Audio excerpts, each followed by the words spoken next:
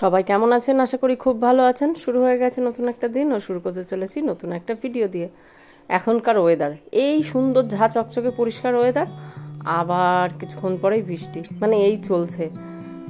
এই ওয়েদার যে কবে ঠিক হবে জানি না। চারপাশে খালি জল কাদা প্যাচ প্যাচ করছে। ভাতটা সবে বসিয়েছি, তবে সবজি রান্না হয়ে গেছে। এক ফোড় দিয়ে তো রেখে দিই, তাতে গ্যাসটা একটু কম পড়ে। একটুখানি আর মাছ রান্না করেছি, কড়াইশুঁটি আলু পেঁয়াজ রসুন দিয়ে একটুখানি মজিয়ে, আর সাথে করেছি একটুখানি মুসুরির ডাল। আর এই মাঝখানে গোলফিশের আবার একটু সমস্যা দেখা দিয়েছে। আসলে নতুন দু একটা গোলফিশ অ্যাড হয়েছে। তাতে যেটা হয়েছে, সপ্তাহখানিক ছিল, সপ্তাহখানিক পর থেকেই দেখি ওই লেজের কাছে পুরো ওই লাল লাল মতন। তো প্রায় 8 দিন ওষুধ খেয়েছে, মানে 8 দিন ওদের ট্রিটমেন্ট চলেছে। তারপরেও দেখছি দুটো গোলফিশ কিছুতেই ঠিকঠাক হচ্ছে না।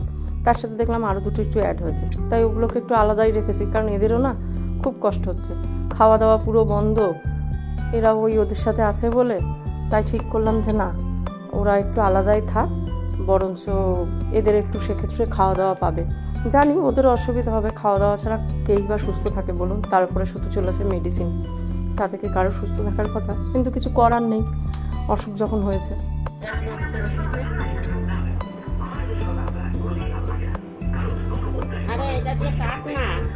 কথা বোঝে দিয়ে না সাদা কেটে পুরো আঙুল ওখান থেকে উড়িয়ে দিয়ে এটা দিয়ে কেটে কি করে হবে? এইটা কাটলে আস্তে আস্তে করে ওইটা তুলতে পারতিস, তাই বললাম। আর তোল দেখ,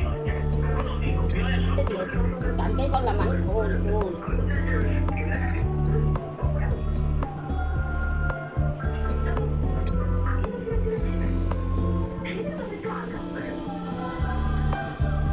কাটা চামড়াটাই পুরো ব্যান্ডেজ করে কালকে ওই জন্যই তোকে বলছিলাম, কালকে বললি এত কষ্ট হচ্ছে না। মুশকিল জল তো লাগাতে পারবো না, আমি জল না কালকে এত হতো না। হয়ে যাবে মা, এতটা হয়ে গেছে, আর একটুখানি সহ্য করো।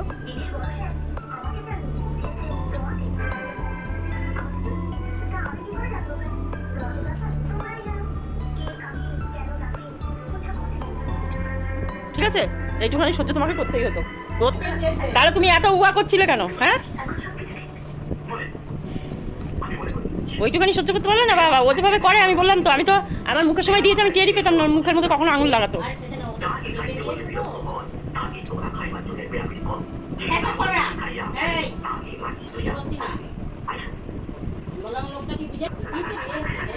রয়েছে, ওটাকে আবার মুছে দিতে হবে। সুখ দুঃখ সবটাই নির্ভর করে সময়ের ওপরে। সকাল থেকে মা অনেক আনন্দ করছিল যে বোন ইলিশ মাছ এনে দিয়েছে, এবং না বলে এনেছে। তো সেই নিয়ে আমরা প্রচণ্ড আনন্দ করছিলাম যে হ্যাঁ, বোন প্রথমবার বাজার গেছে, ইলিশ মাছ এনেছে, ইলিশ মাছ রান্না হবে। তার কিছুক্ষণ পরেই মা তালের শাঁস কাটতে যেয়ে পুরো আঙুলটাকে কেটে ফেললো, এবং আঙুল তারপর যে অবশ্য টিটেনাস নিয়ে আসা হয়েছে। তো আমি আবার এই সব জিনিসে মানে ড্রেসিং করা, এই রক্ততে আমি প্রচণ্ড পরিমাণে ভয় পাই। তো অপেক্ষা করছিলাম বোনের জন্য। তারপরে বোন যথারীতি এসে বোন মাকে ড্রেসিং কিছুটা করে দিয়েছিল, করে দিয়ে তারপরে লোকাল যে আমাদের দোকান আছে, মানে ডাক্তারের যে ছোটোখাটো যে দোকানগুলো হয় সব, সেখানেও তো টিটেনাস দেওয়া বা ড্রেসিং করা, সেলাই করা সেগুলো করে দেয়, সেখানে নিয়ে যায়। তো নিয়ে যাওয়ার ফলে তারা বললো যে এমন বাজেভাবে কেটেছে আঙুলটা যে সেটাকে কিছুতে সেলাই দেওয়া যাবে না।